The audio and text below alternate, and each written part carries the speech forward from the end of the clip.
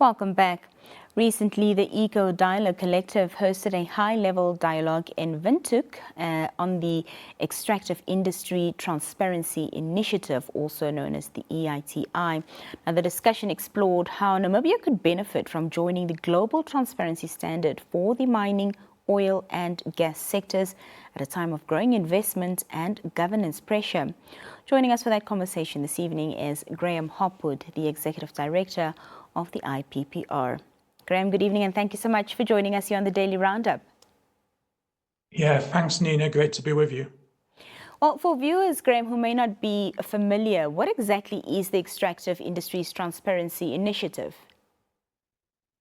So it's a global organization that has something called the EITI standard, which is a standard of on transparency and accountability. And the EITI has member countries. So there are 55 member countries at the moment. Most of them, resource-rich countries like Namibia, who feel they would benefit from having a sort of regularized system of transparency and accountability according to certain rules and standards, which is what is required if you become a member country of the EITI. So obviously Namibia is resource rich and becoming even richer in resources if the oil we have off the coast is developed and starts to be produced. So it's very timely for Namibia to consider joining the EITI because it's basically a defense against corruption and the resource curse, which we know affects many countries that have mines, but also in particular countries that are oil producers. So this was a conversation, a dialogue event. We had government people there. We had private sector representatives, civil society, and the media as well to look at the issues here, what this would mean for Namibia, where Namibia is performing well on transparency, where we need to do some catch-up work as well. So that was the gist of what we were doing, and we were fortunate to have a delegation from the EITI, which is headquartered in Norway. Mr. Paddy Balde, who's the Deputy Executive Director, came and spoke at the meeting in Windhoek last Thursday. So we had it from the horse's mouth, and then we also went through in detail all the issues that we need to look at, hopefully with a view to joining in the fairly near future. Mm-hmm. And what was the general message, Graham, that came, from this dialogue? You said you touched on, are we performing well when it comes to transparency? So are we? It's a mixed picture. So we do obviously produce some information on licenses and companies. If you look at the Ministry of Mines or Ministry of Industries, Mines and Energy website, or there is obviously a list of the license holders for exploration and mining licenses. So you can access some information, but it's not up to the standards required by EITI, and particularly in the oil and gas area, where we only really have out-of-date hydrocarbon maps on the websites of NAMCOR and the ministry showing some license holders, but we don't really know the full picture of what's going on.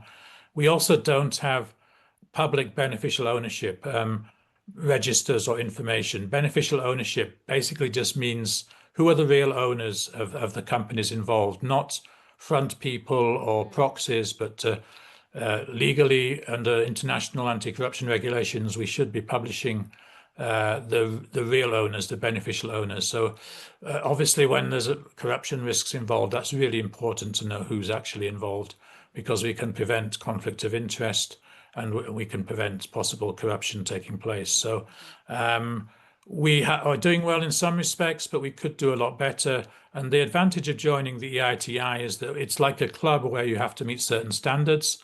If you don't meet those standards, you risk being suspended or thrown out. So, it would be obviously in our interest to meet these standards. I think it would be good for Namibia. And also, I think we could be a global leader in transparency and accountability.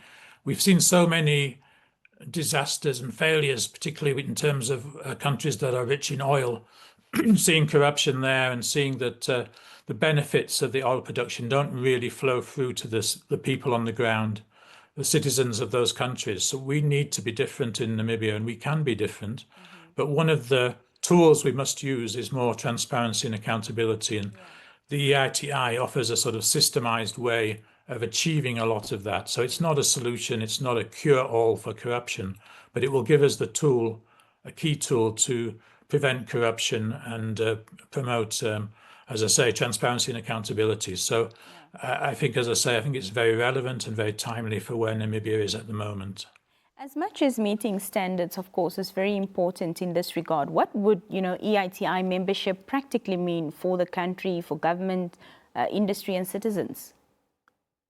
So if we joined, say, tomorrow, there'd still be a period of at least a year for us basically to develop capacity and train people to make sure we can accede to the standards. So there would have to be some money spent by government to set up a small secretariat, because it would essentially be owned by government, but there would be participation also of the private companies and the civil society as well. So it's important to stress this isn't just a standard for government. We're not just saying government must do all the work here and publish all the information. These requirements also apply to the private sector companies in the extractive sector. So they would have to supply and publish a lot of information about things like their production figures, the profits they make, the taxes and royalties that they pay in Namibia, the programs that they have to uplift communities, to deal with environmental issues, and so on. So we'd have a lot more information available to the public and to civil society, to researchers, to the media than we currently do at the moment. To be fair to the private sector, some of this information is published by the Chamber of Mines at the moment on some of the companies that are members. So as I say, we're not like starting from scratch. We have made progress in certain areas, but we just need to move it up a few notches in terms. Well, Graham, are you still with us? Well, it seems, unfortunately, technology has gotten the best of us there. We're going to take a brief break. We'll be right back.